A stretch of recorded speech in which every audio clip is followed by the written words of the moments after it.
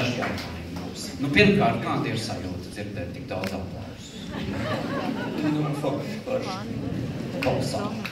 Tātad, pirmais jautājums, kas man ienāca prātā saistībā ar skaņdarbu. Es saprotu, ka tās Don Juan reminiscences, tas tautas valodā varētu būt atmiņas. Jā, vienkāršāk, ja mēs negribam iztaisīties. Jā. Jā, bet man liek, tas nav īsti jautājums, tikai secinājums. Es nezinu, ar ko tas Don Juans ir nodarbojies, bet viņam ir daudz ko atcerēties, tā mēs klausījās. Jā. Gan viņam laba atmiņa, gan arī tev. Bravo.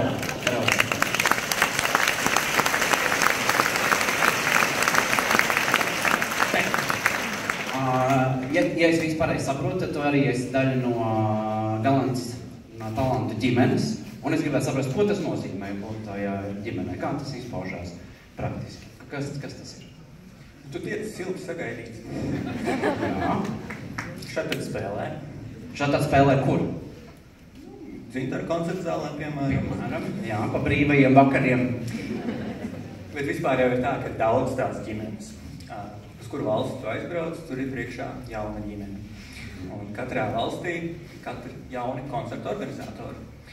Un Ines Galants ģimene, es teiktu, ir īpaši ar to, ka viņi spēja norganizēt šādu mērogu pasākumu šeit Latvijā. Un mūsu kultūras dzīvē tas nes milzīgi pienesam, tāpēc paldies viņiem.